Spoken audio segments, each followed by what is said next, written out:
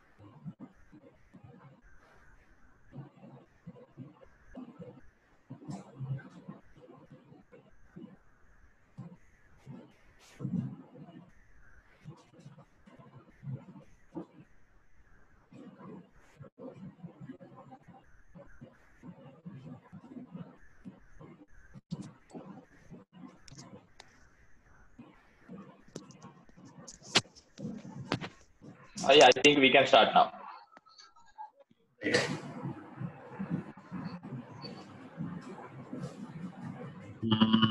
Right.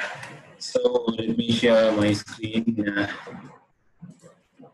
Okay, can you make me the host again? Wait. Yeah.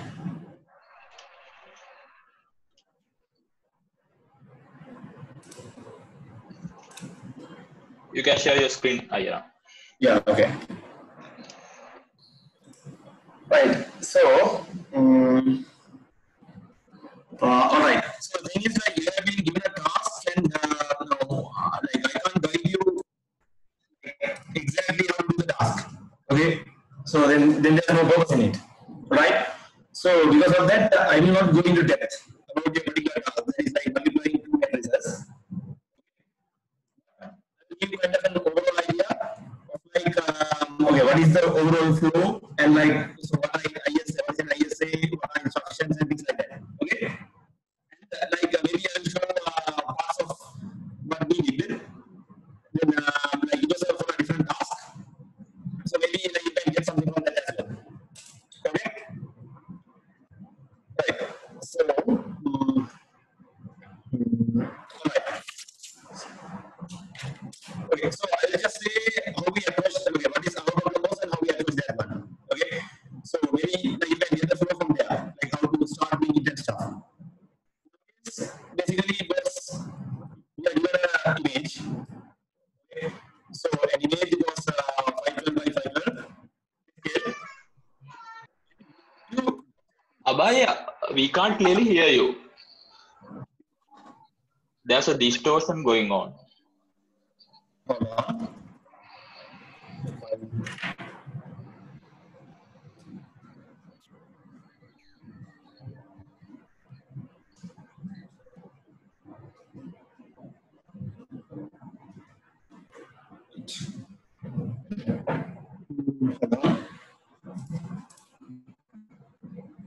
Is there like a noise so like the connection keeps interrupting? The whole audio is distorted. Like it's breaking up. Okay.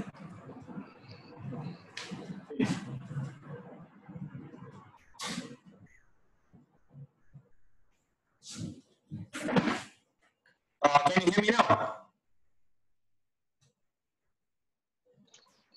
Sorry. Hello? okay? You still have the problem? Yes, sir. Yes, still we can't hear you properly. It.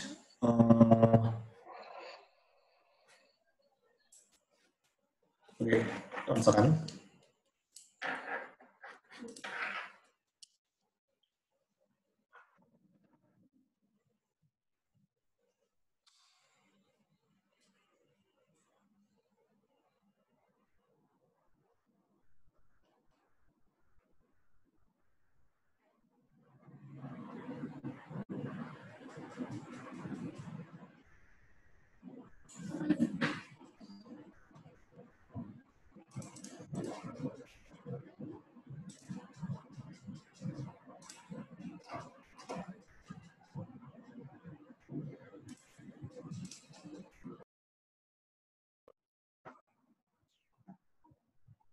Okay, can you hear now clearly?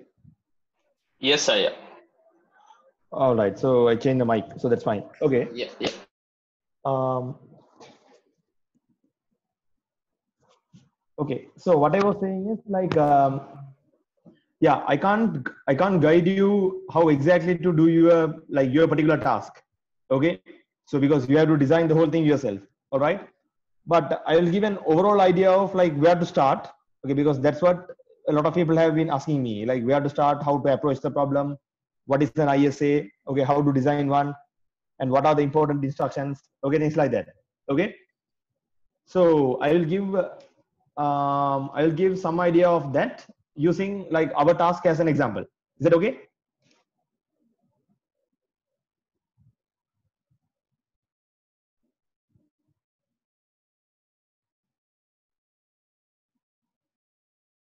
All right, so yeah.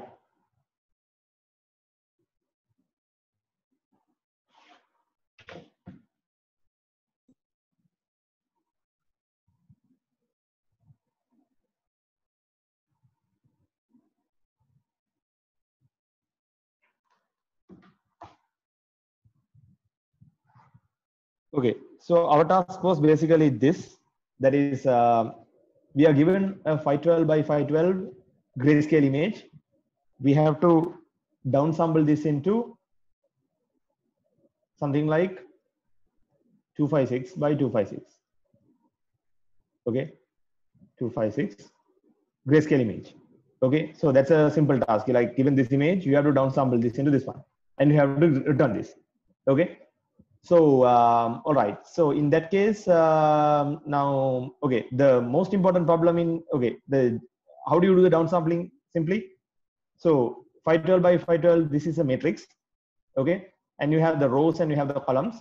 So what you have to basically do is the simplest way is you choose the first pixel, you skip the second one, you skip take the next one, skip this one, take this one, skip this one, take this one. Like that, you keep on doing it. Also vertically, you skip this one, you take this one, you skip the row and take the next row, like that, and then you will end up with the 256 256. That's the like most straightforward way. And what is the problem there? The problem is like, what if you do that, you will get aliasing.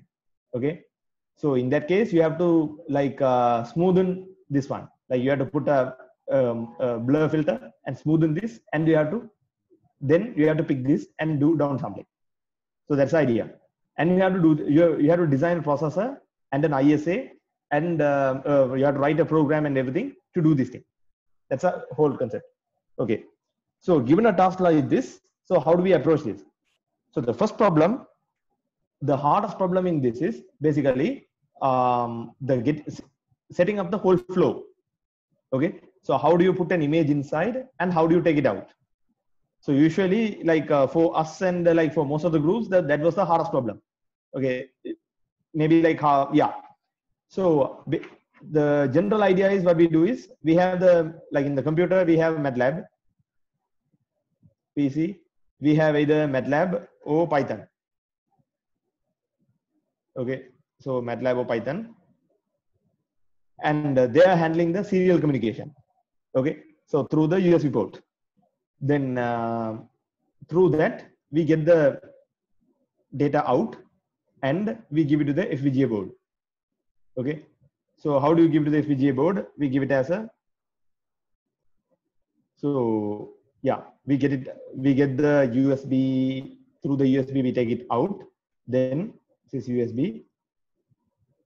Then we use a TTL cable and convert this into UART serial.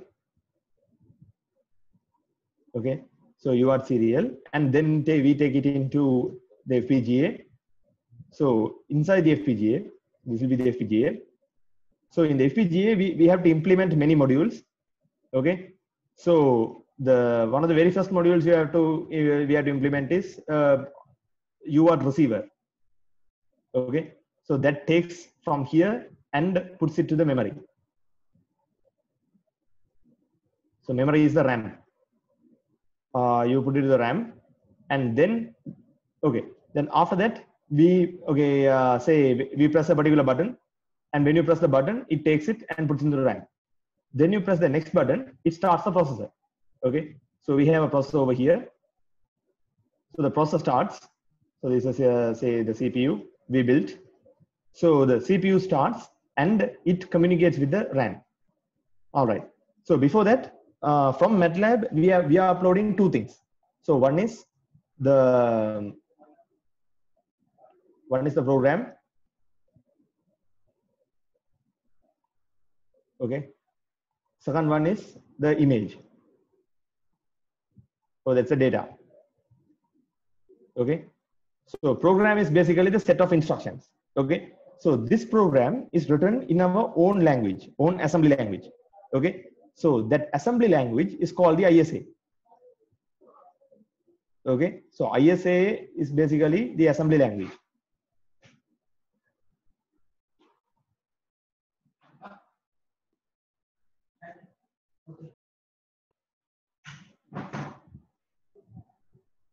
Hold on for a moment.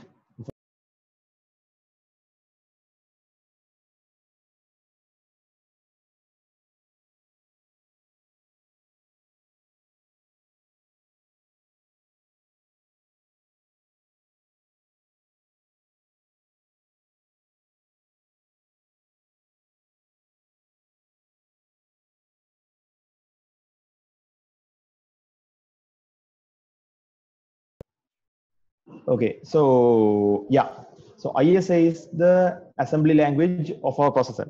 All right. So first thing is okay, I'll talk about that later. So using the ISA, you write the program. Okay, and that program should be sent as bytes. Okay, as bits, so zeros and ones through the USB.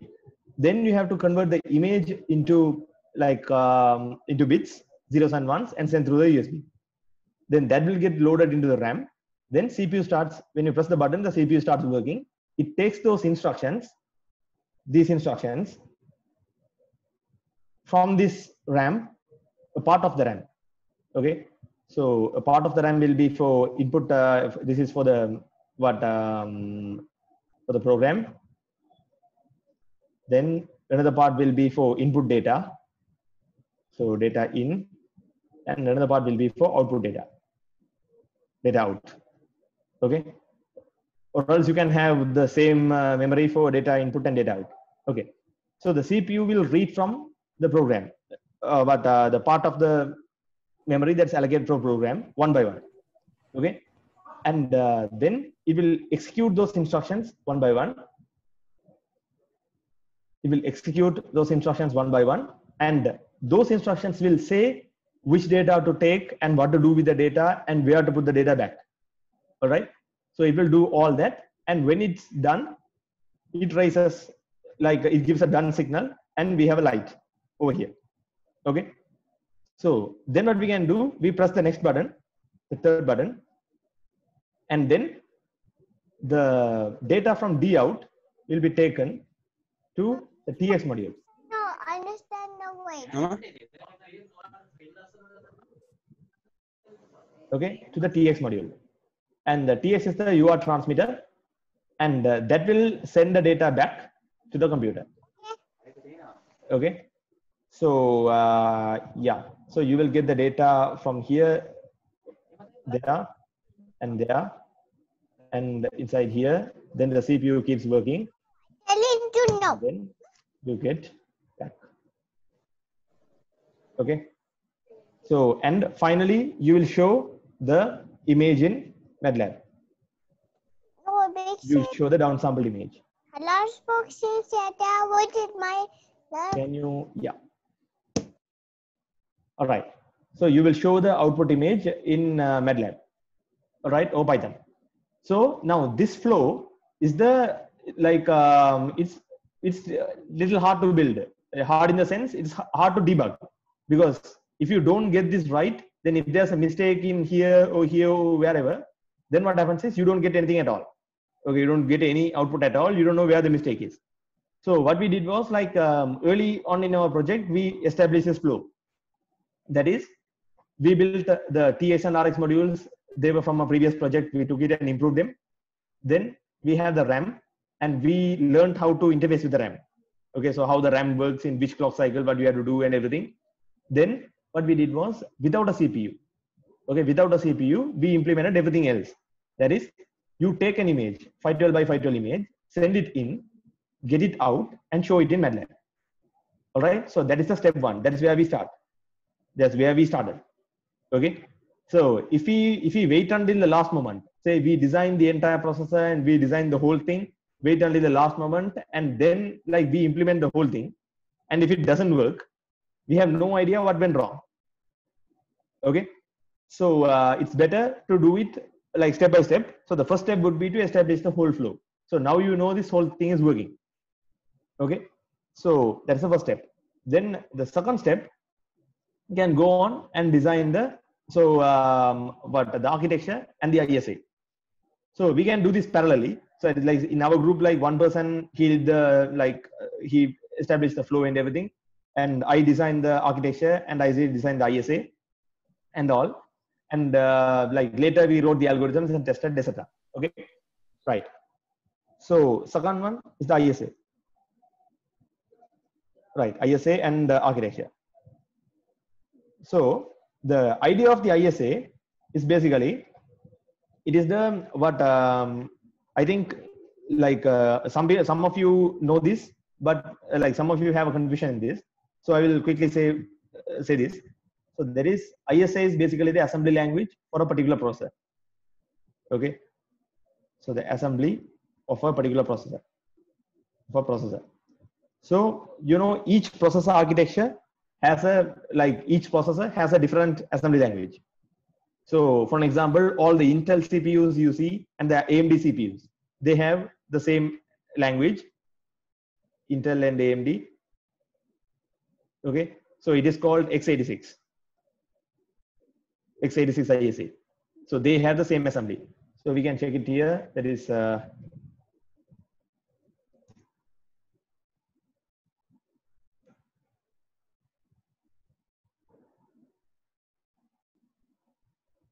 okay.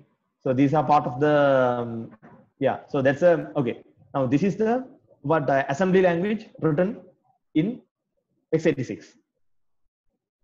Okay, push, no operation, move, subtract. Okay, all of those.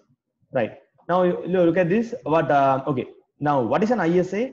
ISA is the list of all these types of instruction. For example, NOP is this one, corresponds to this one. Then push is corresponds to this one. So that table is called an ISA. So for example, you can see the one in Wikipedia, instruction listing. Okay. See. So integer instructions. Okay. So ISA, sorry, this you would have learned in the previous module, that is x86 is a CISC, complex instruction set architecture, right? Okay, whatever, it's complex. So the idea is like it has too many instructions. Okay, so all of these are like different instructions which do some particular tasks, right? So now this is the ISA. This definition is ISA, and this is what they give to the programmer. Okay, so the person who programs this particular microcontroller, he programs using this one. Okay, then what other people do is, then some people write compilers. That means high level languages that when you compile them, that becomes this set of instructions. Okay, but to the programmer who wants to program a x86 processor, you give this set of instructions, right? So that is literally the ISA. And for the past 20-30 years, Intel and AMD, they haven't changed the ISA much. They have added some instructions, but they haven't changed the ISA. They have been like changing the architecture underneath. Okay, that is, so this says add. Okay, so this says add. Now, how does it add? Like when you have like what add is basically to, yeah, I think it adds to some 2 registers. Okay, if you're adding 2 registers, how are you doing this? Okay, how many pipeline stages are there? Okay, so those are the decisions they have been changing every year. How it actually happens inside, and that is how they have been improving the processor. So the Intel processors have become faster and faster every year. Okay, with consuming less and less energy, they are getting better, but the ISA is not changing. Only the architecture is changing. So those two are 2 different things, ISA and the architecture. All right. Okay. So now the thing is like, okay.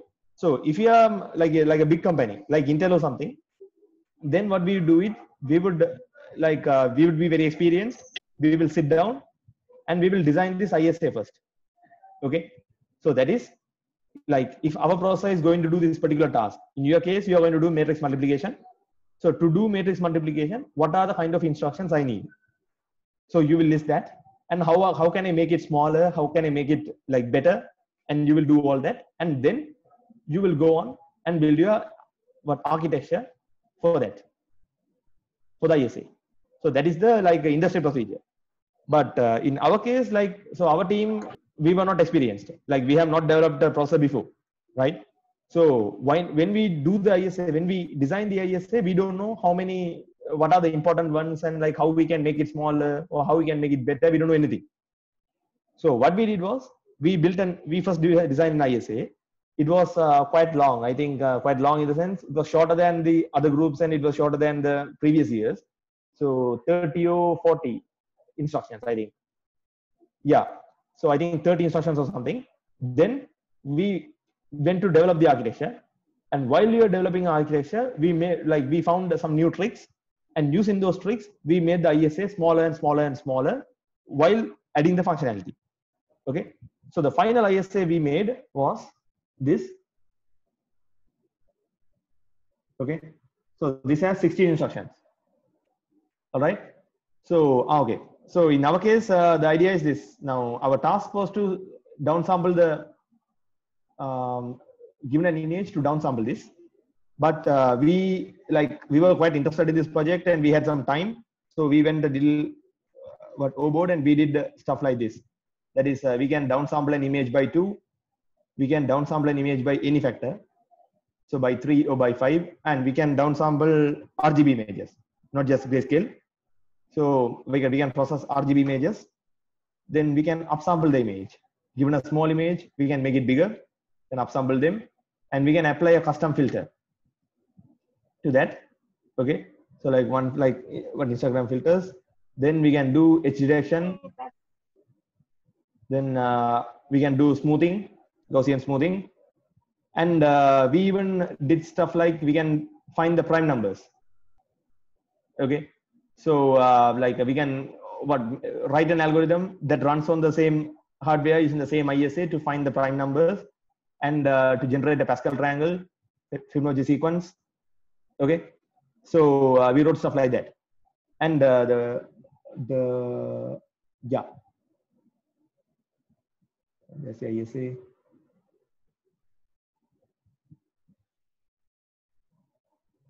Okay, 16 instructions and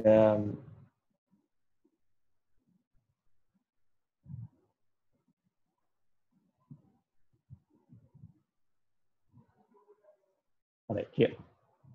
Okay, so they are all done using this the ISA we designed, and yeah. So what happens is, now see each of these correspond to. Each of the instruction correspond to a particular binary number.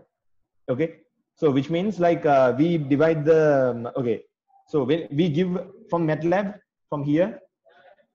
Okay, so from here we send a this program we send as a series of bytes, right? So series of bytes, and there are no letters or anything, just ones and zeros. So in those ones and zeros, we break them into bytes, and we see if the byte represents 0, then that means it's end. Then if it represents 16, it is nope. Okay, there's no operation. Then if it is 12, then it's copy. And using this copy, we can copy from any register to any register inside the processor. Okay, we have a bunch of registers, and it takes only one operand. It takes one operand, and using that one operand, so that is 2 bytes.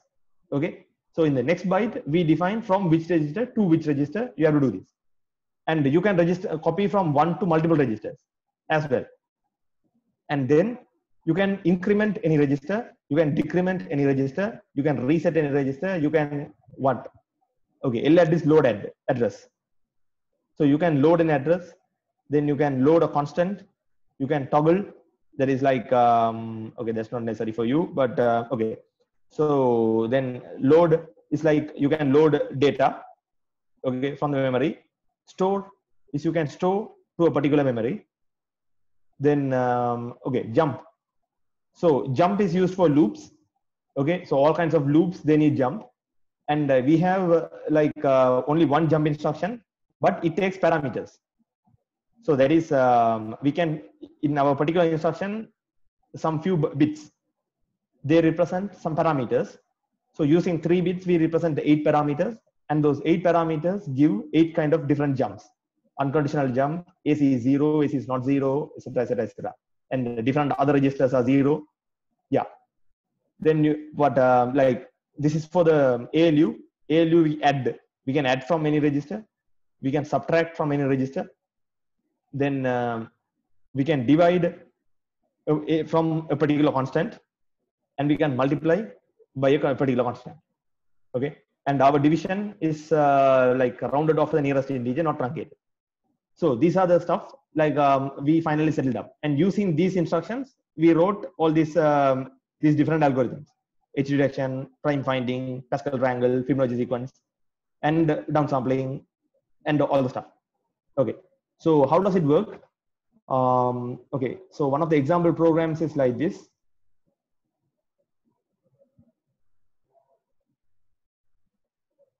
Okay, so this is one of the first algorithms we wrote in our ISA. Okay, and this is basically the okay. So when you write in assembly language, it generally looks like this. Okay, now look at this one.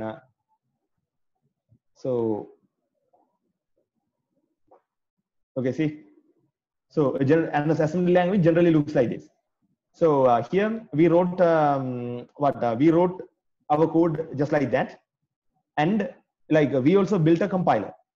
Okay, so it's not really a compiler, it's an assembler. So there is a Python file, a Python code. It basically like a Python script that reads this program one by one, line by line. So we write this in English like this. The compiler reads this line by line and converts this into numbers. So it converts this into binary. So that is, it replaces the copy with the copy's number, the AC, and this one with particular bit pattern, this one with a bit pattern, that bit pattern, like that. It does everything, and then it finally gives a long binary, and then we can send that one to through MATLAB, that binary to the MATLAB, and you can get it from there. That is that will get processed. So otherwise, if we do, I think many groups they didn't build a compiler. It was not necessary. But if you don't build a compiler, then you can't write multiple algorithms. Okay, what you have to do is then you have to write the algorithm by hand, and then you have to reset. You go to the ISA and look up what is reset. Okay, so reset is 128. Then you have to write 128. Then you have to come back and do this. So like that, it's tedious. Okay, so this way you can quickly test multiple algorithms if you have a good compiler, but it takes some long time. Okay, and you can write the loops also very easily. Say jump R loop, which means at this point, if this one is not 0, if ART register is not 0, it goes back to this loop, this line. Okay, so the compiler reads that, it takes this line number 8, and it puts it over there in here. Okay, so when you check that, like it will check, it will go to that line number again. So it does those things as well, right? Then okay, so right, and also we built a simulator. So the simulator is basically, so one of us, we were implementing the architecture, and I was developing the algorithms. So to test the algorithms quickly, I built a Python-based simulator. So the simulator, just like the compiler, it goes line by line through this code and then executes them just like the processor. So like what the processor does in every clock cycle, the simulator also does in every clock cycle. So then I can see like what I can stop at any particular clock cycle and find out where it goes wrong. So you can see here, this is the, yeah. So this is the, it's a compiler. And yeah, so after you compile, this is the bit pattern you get. Okay, so reset is 128, then you have 255 and like each of the numbers, right? So then this is simulation mode. So in a simulator, when you put the program, when you put the input image, okay, it does all the things and it does downsampling just like the processor. It goes through the same steps and give as an output. And I can stop it at any particular clock cycle. I can stop it, and breakpoints. I can put a breakpoint, and at that particular cycle, I can see what are the values of each registers. Okay, so that was also written in Python. So looking at that, I can debug my algorithm easily without putting in the FPGA, right? So those are the things like you can try and do like if you have time. Okay. All right. So other than that, so I think now you have some idea of like what an ISA is and how a processor what executes these things. Okay. Right. So basically what the processor does is, so inside the, like you have studied, okay, right. So now that is the ISA. So the next one is about the architecture. So the CPU, like you have to build a particular architecture. So when you say add, the CPU has to add. All right. Or when you say load, the CPU has to load. So how do you design those things? So when I design here, like I simply said, right, like, okay, I said here jump, I can give one of these 8 as a parameter, as a 3-bit parameter. And based on the parameter, it jumps to any particular line. Okay. So now it's easy for you to stay, but how do you do that in the hardware? Okay. How do you jump? How do you check these things? And how do you like load this and jump? So for that, you have to design the architecture. So our architecture is something like this. So yeah, our one is something like this. And you don't need to know the exact details of how this works, because like this is custom tailored for our task. Okay. So to to do it like the most efficiently. So yeah, so it won't be, but you can go through it to understand like certain things, but yeah. So for an example, like how it works is you have the operand, right? So we have the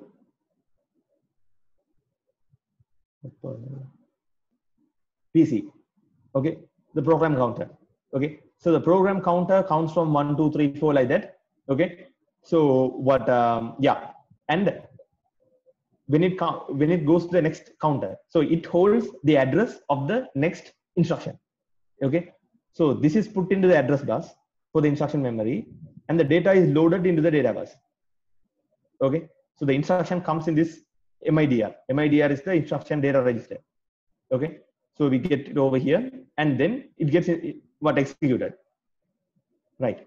So okay, and right. So basically, what happens is you have the 0 initially, then you put the 0 into the address bus.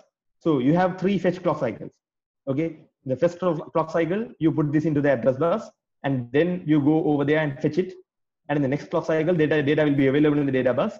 The data will be put into MIDR, and then the MIDR will be read by the state machine. Okay. So state machine will be a general, this one, it will be a large case statement. Okay. Large case statement. And by reading, by checking over there, like for example, you can see,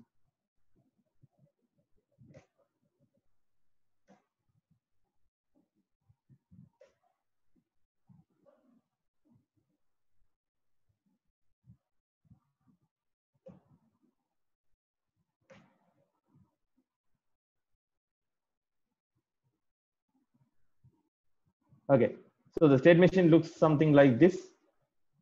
Okay, so if the state is end, you do this. If the state is fetch, you do this. If the state is fetch 2, you do this. Like that, you basically write, like if certain things, like at each state, you do certain things. Okay, so that is you write certain values to different registers. Okay, so now in this case, what happens is like, okay, so to this ALU register, you write ALU none. So this ALU, okay, ALU register is basically the one that controls, one that controls the selection bit for the ALU. Okay, so when you write a particular value, so let's say add, jump, increment, decrement, toggle, no, sub, add. Okay, so for everything else, the ALU is ALU none. So that means ALU is not doing anything. But for add and subtract, ALU is what? We write ALU add. So ALU add is a particular number. When you write that particular number to the ALU, what happens? Then ALU is programmed. If you see that number, you perform adding in the next subsequent clock cycles. Okay, so that's the idea. So like that, what you take it from there and you write to a bunch of registers, and they will each module will read those registers and do their tasks. Okay, so that's how you have to you have to design the architecture. Okay, so there is what else?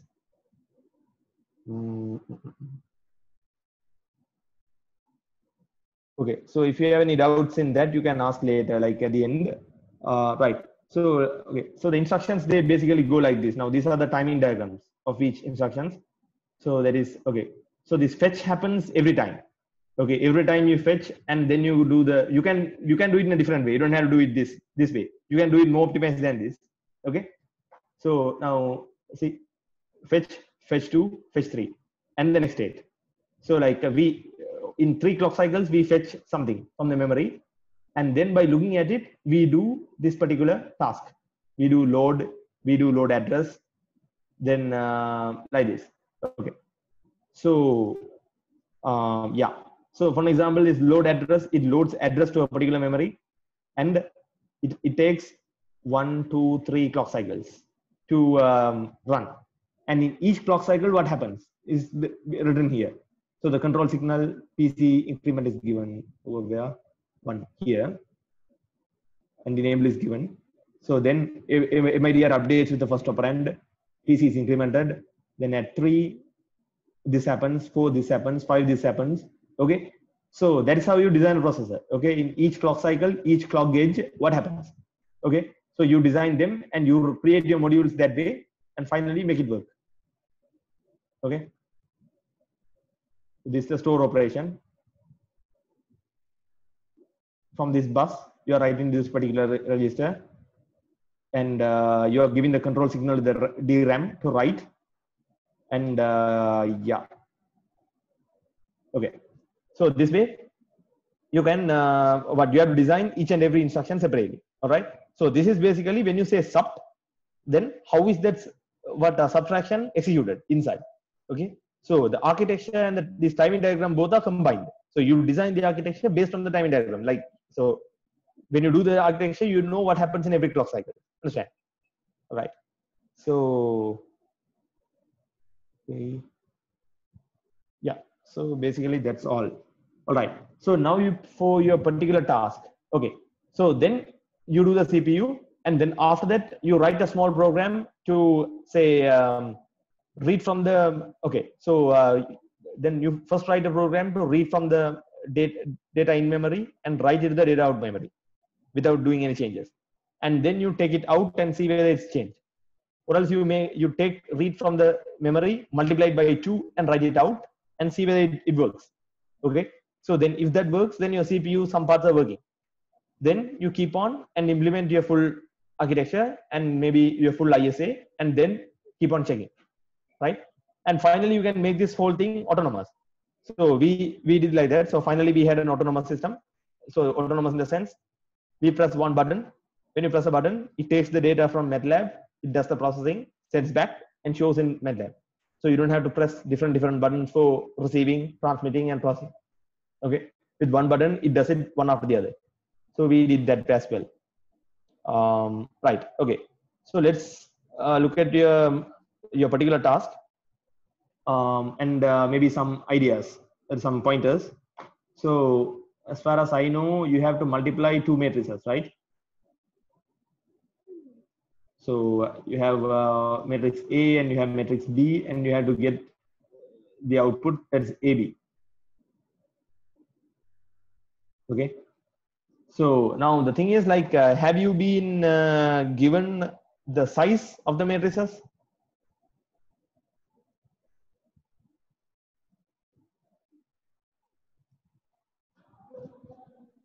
Have you? No, I have not. Okay, you are not. So in that case, you need to like build a processor for to do like any kind of, so to do different sizes. Okay. So there is like, it should be so like, I don't know if it is a square matrix only or not. Okay, so those are things that you have to ask and get it clarified. Then other than that, okay. So if you are not given the sizes, then it should be able to handle different sizes. Okay, say 2,3, 4,5 and stuff. In that case, then you have to ask yourself about, okay, how are we going to handle that? That is, if the sizes are different, then how am I going to design the registers inside the processor? Okay, so you can do this in many ways. So one is, you can do it, the easiest way to do that would be, okay, like you can take the matrix A, then matrix A, you take first pixel, you take this first pixel, you multiply them together. That is, okay, so first you load this one into the memory, into the processor from the memory. You load this one into the memory, into the processor, into the processor. You multiply them and store it back in the memory. Then you take one, multiply, and finally keep it back. Okay, so put it back in the memory. Okay, so that is like the most, it's not the easiest way, but it's the like most straightforward way, okay, of doing this. So that is like, if you look at the ISA given for in the example, I think you have the, yeah, so there's an ISA, like they are teaching you in the computer organization, right? So you can use that kind of an ISA, or else a very simple one. So using that, if you try to do something like that, you will be doing like this. Okay, and now this is why the CPUs are slower to do matrix multiplications. Okay, so like the Intel CPUs and like the CPUs you have in the laptop, so what they do is they have some sort of parallelization, a degree of parallelization, but still they can't fully use parallelization. Okay, so like they still mostly do, what they do is they take a block, they take another block, and they multiply and put it back, and like that they do the matrix little by little. On the other hand, the GPUs, what they do is they take like entire matrices, or entire parts of matrices, and multiply all of them parallelly. Okay, so they parallelize this operation. So like if you are multiplying this and this, this and this, this and this, this and this, you don't have to do it serially. That is, you don't have to keep one accumulator, one multiplier, and do it one after the other. Okay, so you can find a way, you can put more multipliers in parallel, and you can do all of them at once. Okay, so right, then the question is, how many multipliers are you going to put?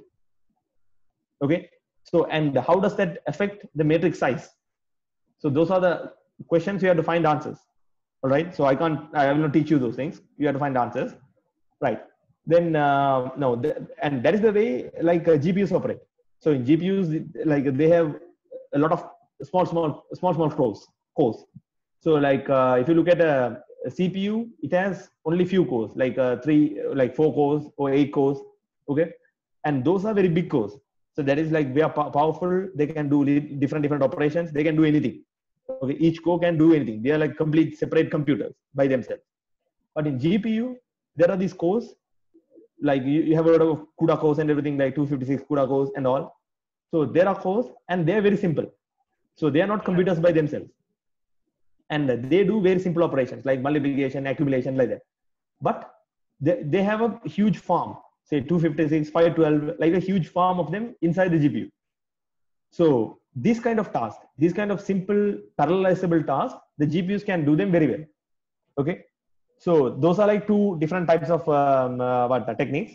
So one is called, this is called SIMD, single instruction multiple data. Okay. So the previous one, like taking this, multiplying, taking this, loading this, then loading this, multiplying, loading this, multiplying, like that, doing one by one. That is called single instruction, single data. Right. So using those, you can take what right. So those are like two different ways of designing the process. And I heard that in your case, you need to implement multiple cores, and you have to show the performance between those.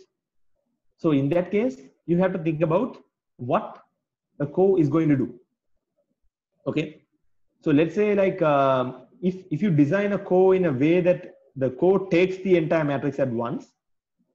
Okay. So let's say you have a core and the core takes the entire A and the entire B at once and multiplies everything in parallel and gives it out. Okay. You can do that. But if you do that, what happens? So that's okay. It will take a lot of hardware because you are putting a lot of parallel units. It will take a lot of hardware. But the problem is if you put two cores, if you copy that and put another core, there is no performance improvement. Okay. So that is like, yeah. So the area that is basically the resources you are using will double, but there won't be any improvement because the image will go through only one core. It will not go through the other core. Okay. In that case, you have to think about, okay, which part of this particular task can I put into separate cores? Okay. And how can I design it in a way that if I increase the number of cores, the performance will increase. So what is the performance? Basically the time, the throughput. Okay. Throughput or latency or those things. So if you put multiple cores, how can I increase the throughput? How can I do this in a less time? So you have to think about that as well. Then, okay. So those are the things you need to think about. All right. So the whole idea is like, first of all, okay. So to wrap up, first of all, you prepare this flow. Okay. That is in your particular case, two matrices.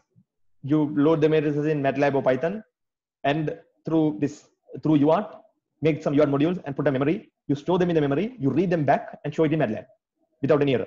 And if you can do that, then you have completed like one full loop. And meanwhile, some other people can go and build a ISA and an architecture in your group. And in the, like you improve them. And finally, like you design them in a way considering these things. Like if you increase the number of cores, the performance should increase. And you should allow increasing the cores. Okay. And everything. Then, yeah. Yes. Okay. So basically that's it. So do you have any questions? You can ask one by one, or you can ask in the chat. I think that's better.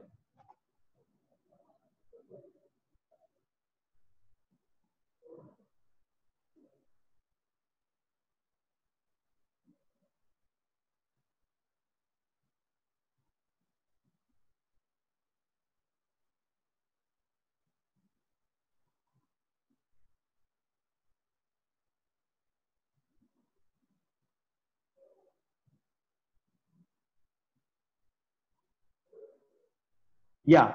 So like if you are using an SoC boards, all right. So the thing is like now some of you have SoC based boards, and in our case we like for this project we used without SoC. Okay. And for me it was little harder. Like later, like I started working on the SoC based boards, and it took me some time, a couple of months, to understand how these things are connected. Okay. So an SoC board has an interconnect inside and those things, and it was a little bit complicated. So it's actually easier at your stage. I think, in my opinion, it is easier at your stage to use a board without SoC, right, for this particular task. But for your particular question, what you can do is from the board's ARM CPU, you can, but then you have to communicate to the ARM CPU from outside, right? So you can either do that through USB serial. Okay, so I think there are some libraries to do that, or else you can do it using Ethernet. Okay, so communicate to the board's CPU, and then you can write it inside. Okay, so then the ARM CPU can write it inside. Yeah, you can do it that way. or else you can completely disable the CPU and use only the FPGA part as well. Okay.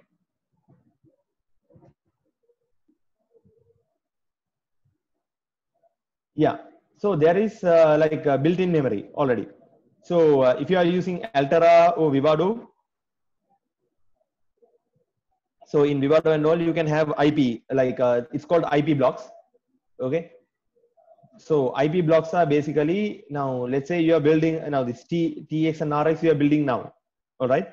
So for another project, if you want to use this one, what you can reuse this, right? And if your friend needs you like later for something else, you can give this to your friend. Okay, things like that. So these blocks, after you build them and you test them and everything, you can convert them into an IP block. Even your processor, you can convert into an IP block. So IP is intellectual property. So these blocks are like you can drag and drop and you can start working with them. So in the Xilinx software as well as like Intel's in Altera software, both you have these what IP blocks, and one of the IP blocks is the block memory. Okay, so block memory, and block memory has the usual ports that it has an what when you create a block, you can create a block IP, and it asks okay how many bytes you want, and like what is the width and what is the depth, and given that it will create a memory with an address with address bus and a data bus and a control bus in general. Okay, so data bus, there might be two data bus, data in and data out, and it will do something like that. Then what you do is you have to you have to go through the data sheet of the particular IP. Okay, go through it to find out how the IP behaves in each clock cycle. What happens? So you put something in the address bus, you put something in the data bus, control bus. After how many clocks the data comes in the data bus, you find that from the data sheet. Okay, so you can figure out everything. Then you can build a small simulation, and the simulation you test it out. Okay, so test it out, you play with it, and when you understand that, you come and integrate it with the other modules. Okay, so you don't have to implement memory. So like if you implementing memory in the sense, I think yeah, you can do it as an array, as a Verilog array. Okay, but that is extremely inefficient, because when you do that, what happens is it uses a lot of LUTs and a lot of flip-flops and everything. So if you do a block memory, if you do a block memory, then it uses special block memory cells which are used for the memory, so it will be better. Okay.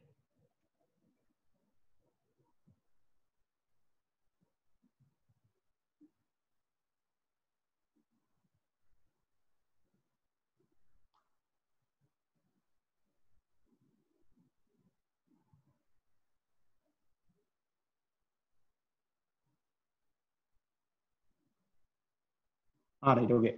So that's a very good question. All right. So the passage and negate, right? So there are different ways of doing this. Okay. So in our case, what we did was, okay. So like maybe in your stage and in our stage, like we didn't understand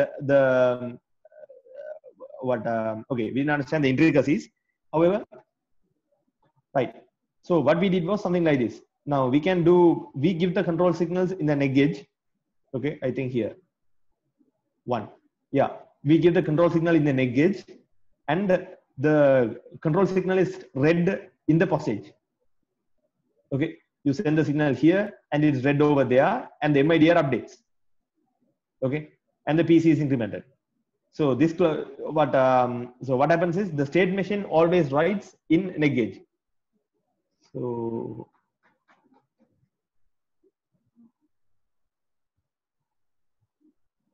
that's a state.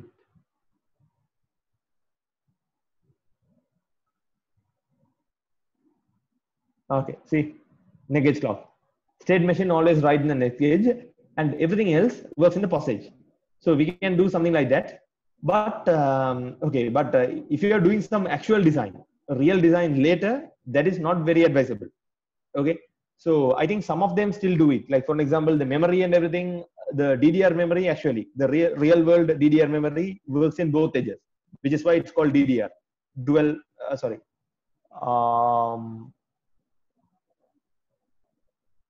Yeah, I think there's something in the name.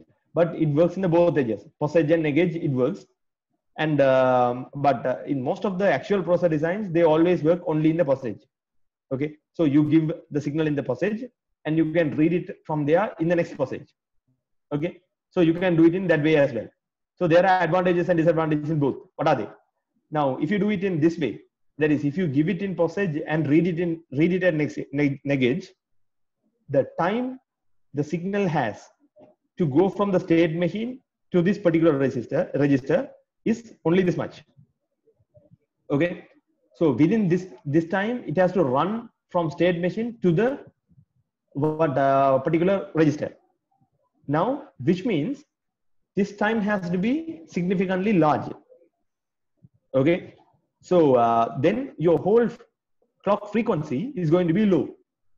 Okay, so if you design a processor like this and if you try to run it at say 500 megahertz, okay, so then it's going to gives a lot of timing errors. It's going to say, okay, now this signal can't go from here to here within this time. Okay, then you have to reduce the frequency to 50 megahertz or 10 megahertz, like that. Okay, and then you have to run it. So that is the trade-off.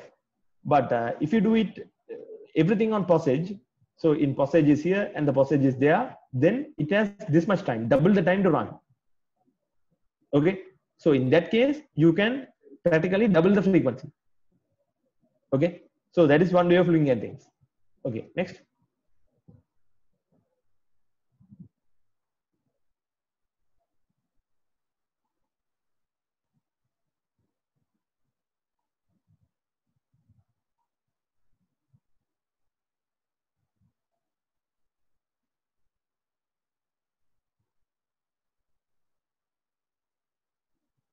Yes. So when designing the ISA, you have to consider the registers. Yeah. So that is okay. So that is an important decision. That is how many registers you need, how many general purpose registers. You can't just put a bunch of, you can, but it is not very optimal. So in this case, what you can do is you can do something like, okay, what we did was, so in my case, I designed the algorithm first. Okay, so how it went was I designed the algorithm first. Then I was thinking, okay, how can you efficiently implement this particular algorithm in the FPGA? Okay, so then let me give you that idea. You don't actually need it, but let me give you the idea. So that was something. Okay, so I told you okay, squeeze algorithm. So this is the first algorithm I designed. So I told you the easiest way of doing the downsampling is what? You choose this column, leave this, choose this, leave this, choose this, leave this, like that. Okay, but before that, you have to do some smoothing. Okay, you have to pass a Gaussian kernel or something, do some smoothing, and you have to do so after you do that, you do this downsampling and you don't have any aliasing. That is a general, most straightforward way, the general way of doing it. But then that is not a very good method. What's the problem? You have to do a convolution. You have to do a 3x3 convolution, and you have to do it in every pixel, and that takes too much time. Okay, the Gaussian smoothing first. Then second one, all right. So second one, you downsample. Okay. So in that case, as soon as they give the project, I designed the algorithm. That is, I came up with the algorithm. So that is basically the squeeze. We basically take this pixel, the next pixel, and sum it up. You add the two pixels and put it here. You take this pixel, add them and put it here. You take this and this, not add. You take the average. You take this, divide by 2, put it here. This, divide by 2, put it here. Like that, you keep on dividing by 2. And when you do that, what do you get? You get a vertically squeezed image, like this. Okay. So the images get squeezed. So now this is downsampling by 3. Okay, by 3. So it's squeezed. Then you you do the same thing horizontally. You take this and this, add it together, put it there, and like that. Then you get a kind of a vertical squeeze, and finally, in this corner, you will have your own image, own downsampled image. And the advantage of this is you don't have to do any Gaussian smoothing. Why? You don't have to do any Gaussian smoothing because somewhere here, yeah, I proved that it has a better low pass, it has a better anti-aliasing effect.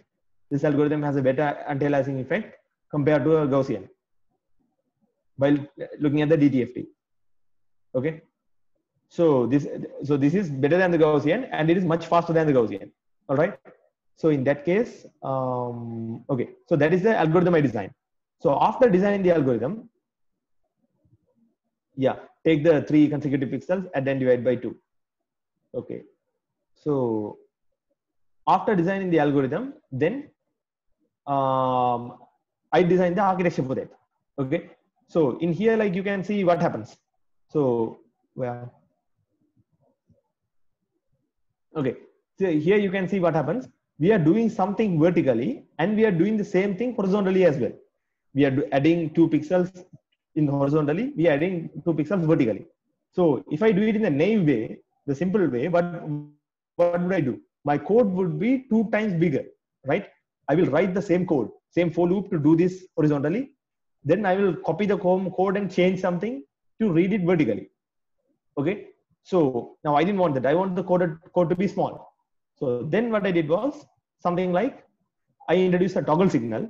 So what I do is like I do everything horizontally, and when I enable the toggle register, the same operation will happen vertically.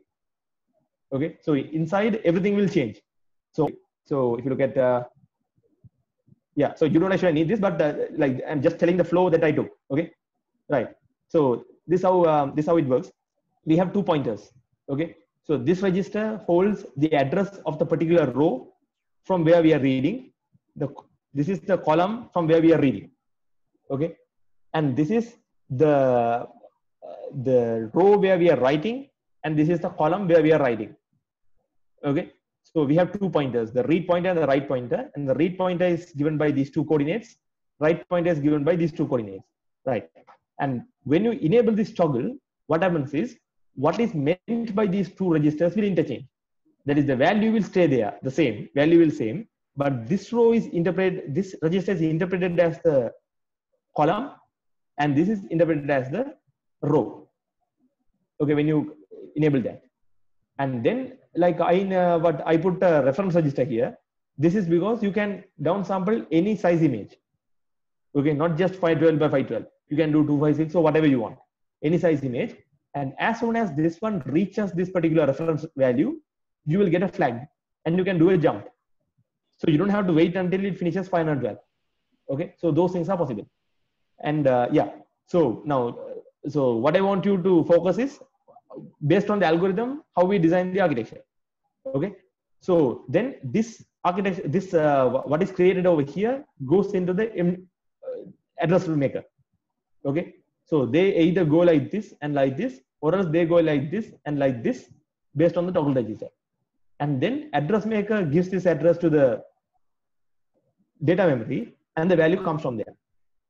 So which means using the same code, I can do the downsampling horizontally by putting row here and column here. Then when I change the toggle, the same code will run again vertically. Okay, so you can see that in the algorithm over here. So see the part 2. So when you finish all this and go to the part 2, you do a toggle. Okay, so you do a toggle and go to the you do a toggle here. Okay, so you do a toggle here, and the next time you do a toggle, you come out of it. All right. So like this one runs twice, once for the row and then for the column. Then this is for every row separately, and this is for every pixel separately. This one runs for every pixel, this one runs for every row, and this one runs twice, once for the row and once for the column. Okay, right. Then I like so that's the first algorithm I designed. So then I came up with the better algorithm that is faster than that, and that is without doing the squeezing up and down. We do it snake algorithm. Okay, so you move in this way and take the average. Okay, and that is way faster than that. And this one also can use the same architecture in an optimal way. Right. So we have the advantages and disadvantages written over there, and yeah. So like that, you like in my case, I designed the algorithm first. Then what I designed an architecture which does that. Okay. And then based on the architecture, I thought, okay, what are the registers I needed? Okay. And using those registers, I created the ISA. Okay. So you can either come in that way as well.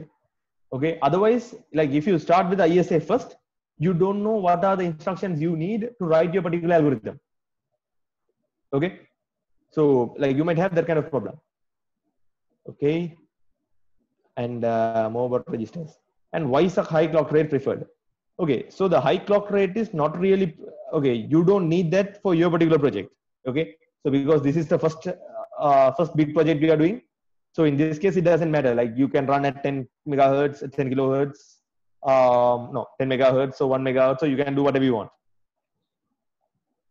But later, so okay, so you don't have to actually worry about that. You can do, you can forget about the clock rate. Okay, for in your case. But later in the next few semesters, you can take some modules like advanced digital systems. Then you can take digital IC design. Okay, so those kind of modules in semester 7 and 8. And when you do that, like we will teach you things like what why the clock rate matters and how you can make the clock faster. Okay, how do you do pipelining? Okay, why does it help and everything? We'll teach you later. But right now you don't have to worry. Okay, next.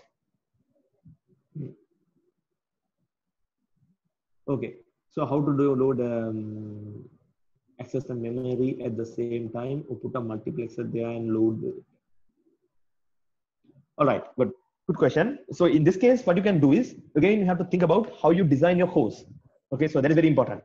So when you say core, okay, there are two types of cores, as I told. One is the CPU-like cores, other one are GPU-like cores. Okay, so how does a CPU-like core work? Okay, a CPU-like core works like, now let's say like in the particular core in my computer, in our computers. So that's like you have a processor, big processor, and inside the big processor you have 4 cores, a quad-core processor.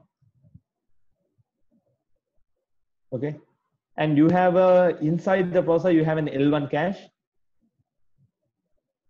separate L1 caches,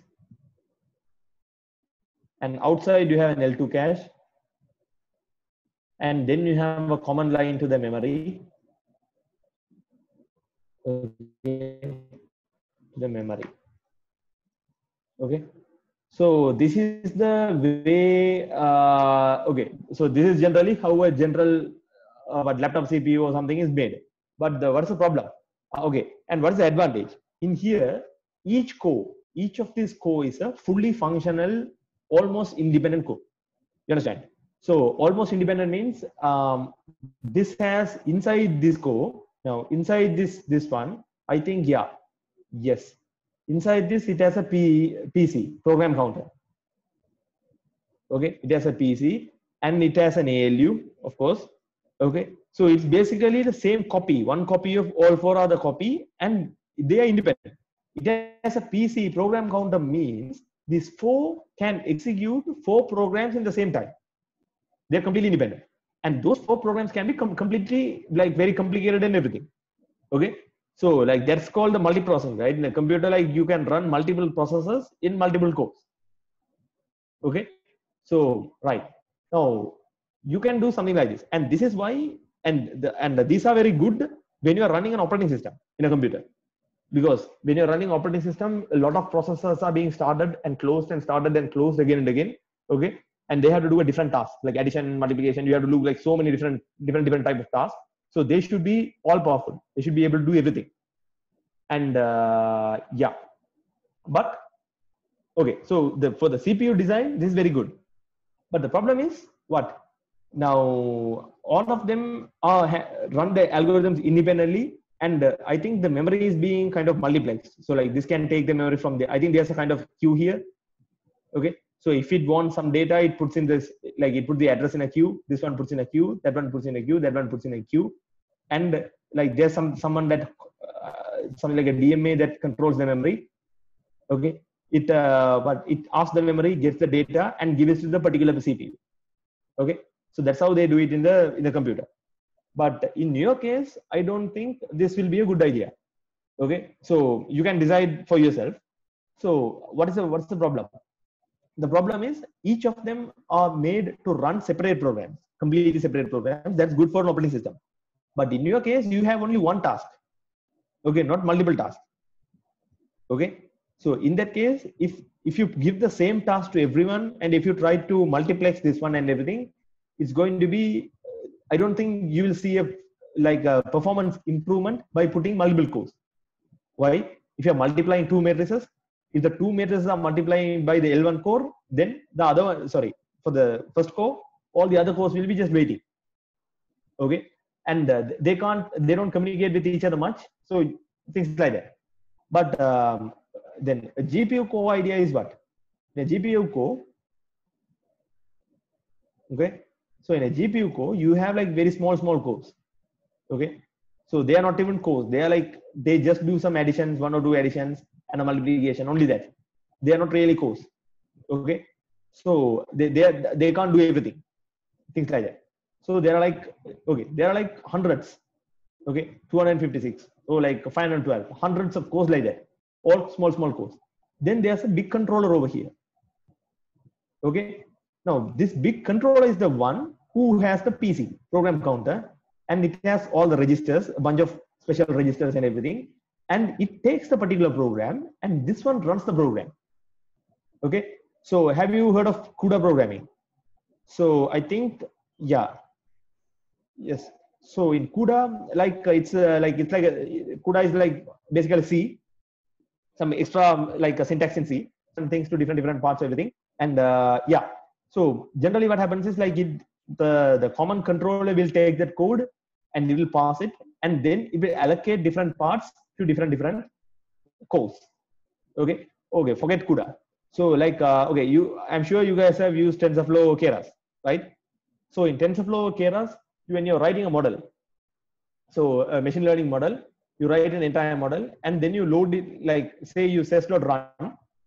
When you do that, what happens is it takes some time. It takes like about 30 seconds, right? Within that 30 seconds, what it does is it sends that model to the CPU, to the GPU.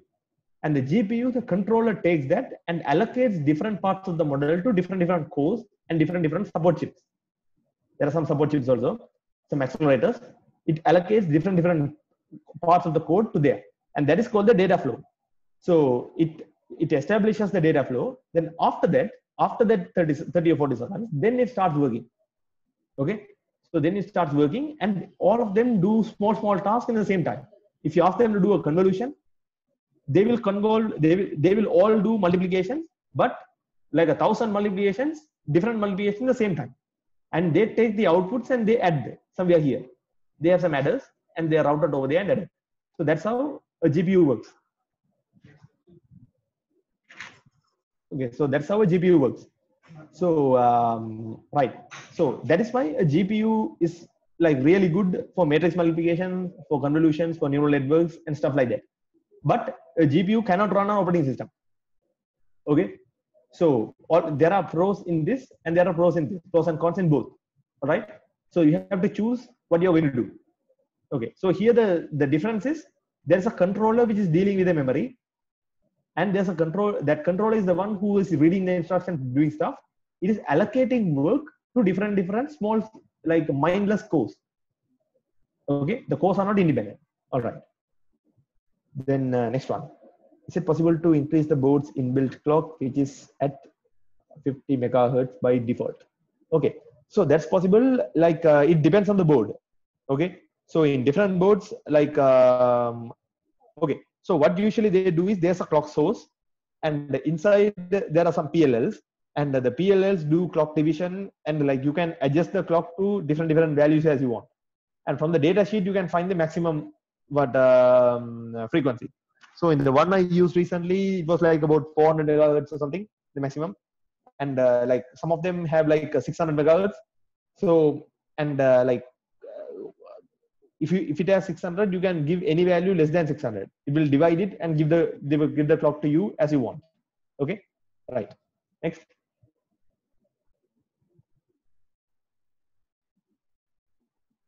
Yeah. So for data instruction, you can use two different memories. That's possible. Okay. So there are two types of architectures. I think Howard and von Neumann or something. Yeah. So one of them, they use both memories, like they use the same memory for both, and another one uses two memories for two different things. In our case, we had two separate memories. So yeah. So we had two memories and two registers to handle them. Okay. So in your case, you can have one memory as well. And in real computers, in your computer and stuff, you have only one memory. Okay. Yeah. And in our case, yeah. So for an example, here, because it's a 512 by 512, our MADR, this is the data address register. This was 18 bits. You can see that's an 18-bit register. And this PC program counter was a 8-bit register. Okay, because the instruction memory was only 256 bytes depth deep, and data memory was 2 to the power 18 bytes deep. Okay, so we had two different memories and two different address systems to address them. Okay, next.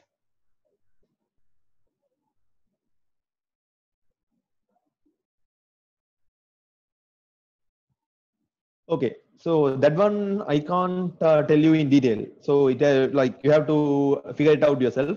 So that's a task basically. Okay, so how to allocate subtasks for separate cores. So then you think about it, like if you matrix multiplication. So what you do is like you take a piece of paper, okay, and you write two matrices, and like so A1, A2, A3, A4 like that. Then you multiply them, okay, and get the output A1 times B1 plus A2 times B2 like that. Then you look at it and see, okay, how you can break this down, how you can parallelize, what you can put this into different cores, okay, and then like how can I design an instruction, and how can I design an architecture which can do all of this at once, and then how can you do it with varying matrix sizes. Okay, so okay, so a small okay, then like a small kind of hint. So the hint will be like something like, now let's say you have a okay, so let's say you are doing some kind of a operation on a vector. Okay, so some kind of an operation on a vector n. So the thing is, let's say you don't know the vector size. Okay, so how can you handle this? So there are like two okay, so there are like okay, two different methods. One is the easy and the other one is hard. And the easy method is basically you put an upper bound. Okay, so you tell the programmer that, okay, I have to, if you are giving me a vector, the vector should be less than say 8. N should be less than 8. If n is greater than 8, you can't use my processor. You go and use somebody else's processor. You can do that. And yeah, and then what happens? Inside you put only 8 registers to represent a vector. So if the programmer gives anything less than 8, you will fill only part of the vectors, part of the registers. You can do that. But some more challenging and more interesting way would be something like, say n. Okay, the programmer can give any n. Okay, and what you do is you break it into sub. Say you break it into 8 by 8, 8 and 8 and 8 or something. And inside you have only 8 registers. So if that guy gives you 16, then you perform that in 2 clock cycles. You take the 8 and you take the 8 and do something. Then you take the next 8 and the next 8 and do something. Okay. So you can perform that in 2 clock cycles. So like that you can do those things. Next.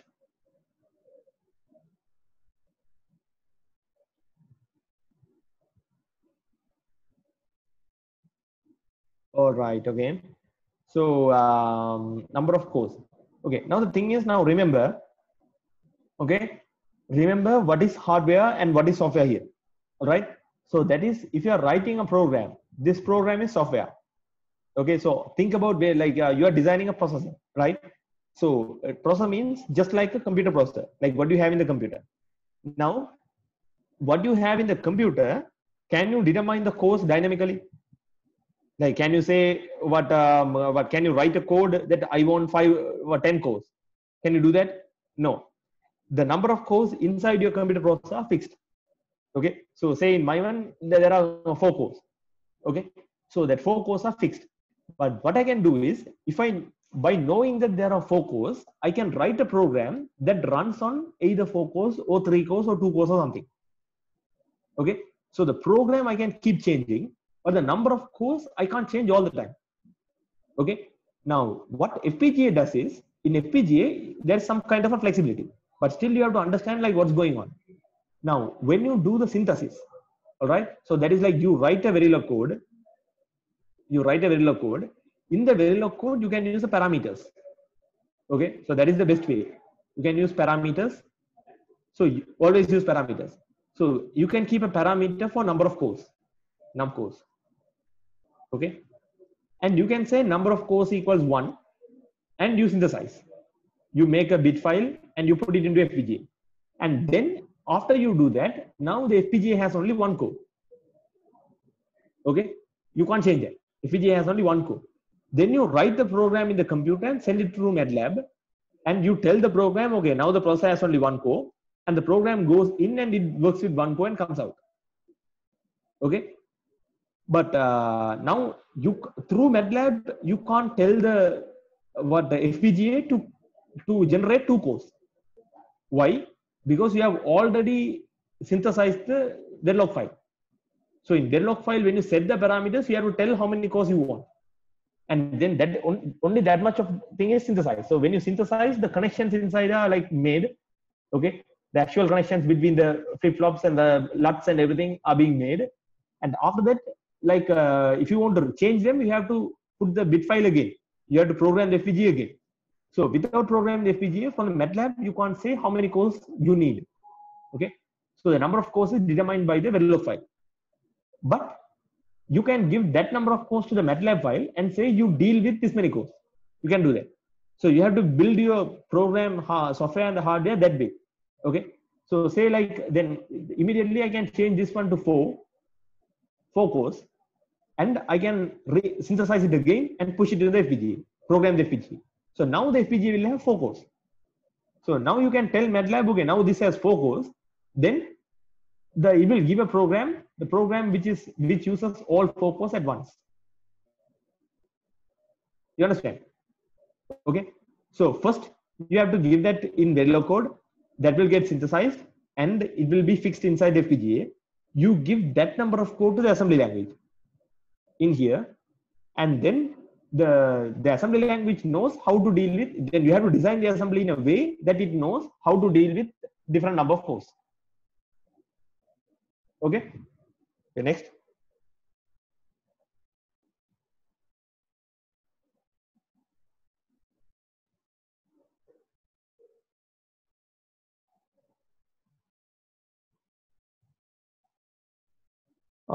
Yes. Yes. So you change the input code means again you can do some kind of parameterization, right? So that is even in your program code, in your code you can have say one number which says what is the matrix size. You can change that matrix size to whatever the matrix size they are giving. Okay. So then if you don't change the like FPGA every time, that's okay. That's fine. You can change the program as you want, no problem. But don't make a big change. Just make the change in one number. Okay. Right. All right.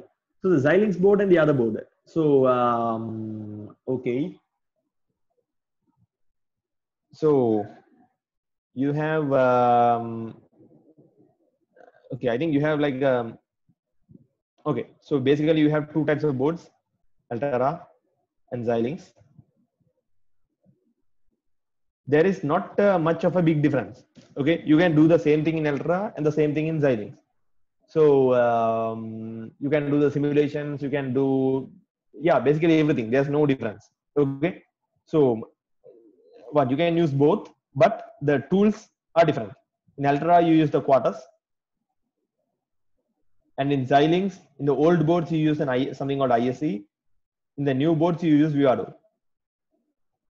Okay, so you can use both ISE and Vivado, right? Then okay, Then the major difference is now these two are pretty much not much difference, but you have to search in the internet of how to do different things in each board, okay, and how to get the IPs and everything, right? But the one of the main differences, like what the other guy asked, that is the SOC and the non-SOC. So these are quite different. So that is a non-SOC based board basically has like a D10, okay. So yeah, so like a D10 or D2 that has like a lot of D2, I think, yeah. So it has like a lot of pins exposed to outside. We can program the pins to whatever we want, and then you can use the SOC. You can use the FPGA as you want. Okay, there is no processor. But in SOC based boards, inside that there is a kind of a like an architecture. So that is, in an SOC based board, you have an ARM processor inside. Okay. So SOC based board means, okay, this means non-SOC based board means this is just an FPGA. Okay. So that is just an FPGA that has a lot of large lookup tables and flip-flops and all kind of things.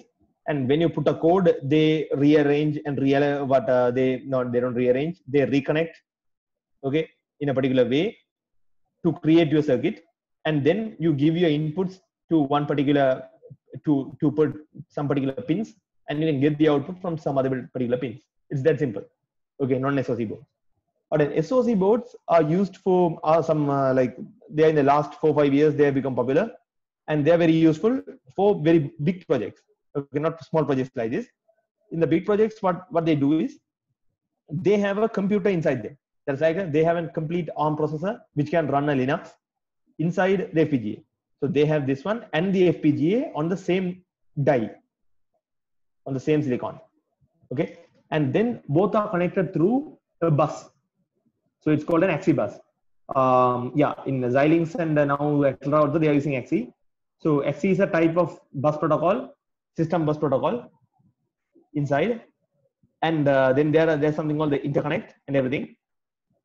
So working with that is a little bit difficult. So that is difficult in the sense it's a little bit more demanding. So for example, what you have to do is something like this. In Vivado, if you are using SOC board, in Vivado, you have to open this and you have to add different IPs. So for example, there's an IP called the DMA, and this is not the DMA that we generally think. Okay, so it's a soft IP. It stays in the FPGA. Okay, a DMA. And what a DMA does is it converts Axi stream protocol to full Axi protocol. Okay, so full Axi protocol. So what these protocols are and everything is a bit confusing. Like I'm not sure like if you can do it without this. So if you can turn off the ARM processor and control the FPGA by yourself, it will be better. Okay, see whether you can do it that way. If not, the people who are doing SOC, okay, arrange a session with me separately. Okay. Right. Next.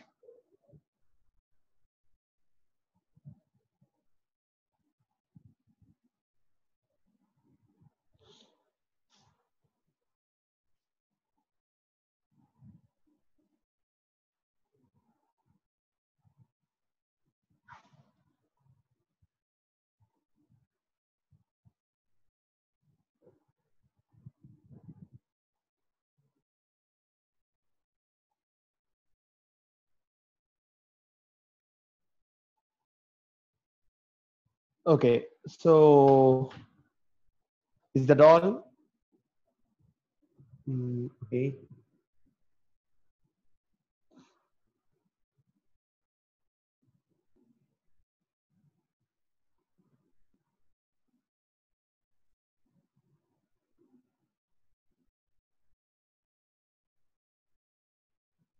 Okay. So yeah. So first question, whether you can use the system memory content editor. Okay. So that's a good thing. So like it's good for debugging and everything. But I'm not sure I'm not sure what Dr. Jayat to expect from you. So you have to ask that from him. Okay. So whether you can input and take output using the system memory content editor, or else should you use the UART? Okay. You ask that from him and decide. Can you use Verilog instructions like multiply? Yes. So in newer level, I think you can do this. Okay. So what happens is, that's a very good question. Okay, what he has asked, that's a very good question. That is basically, if you have like in Verilog, you write as A times B.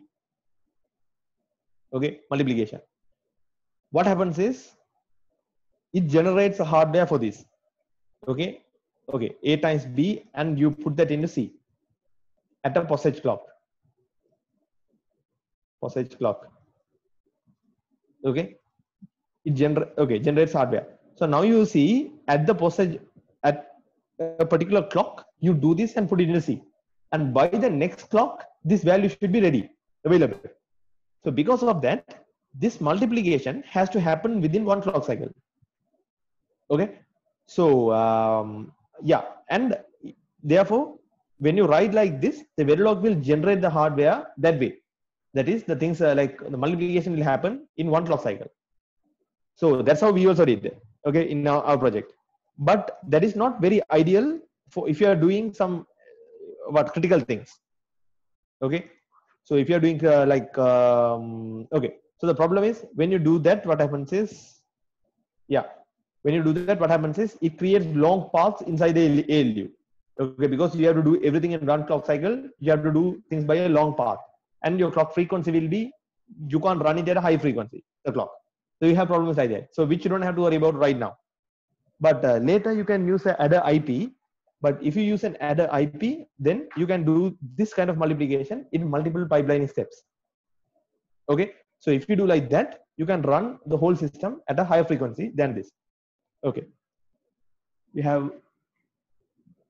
Okay, I tried to use the FPGA without ARM processor, but the CL communication module is connected to the ARM processor, so that part cannot be used without the processor. Okay, so I have not used an FPGA without the ARM processor myself. That is SoC FPGA. Okay, so I will ask a friend and let you know whether he has done it. In that case, like we will have a separate session. Okay, for the people who are using SoC FPGAs, we will have a separate session and we will discuss it. Okay, right.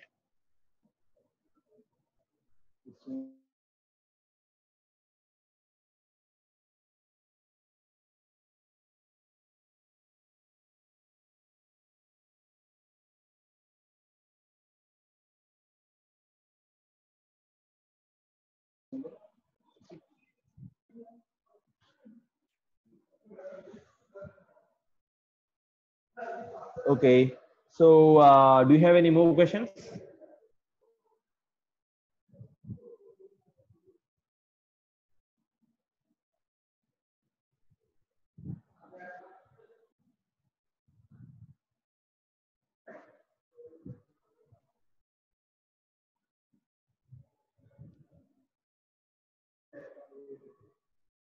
Okay, so if you don't have any questions, we can wrap up the session.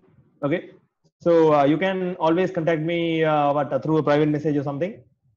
And if a lot of you have the same questions, then we can have another Zoom call. We can do it. Yeah. Okay, so that's all.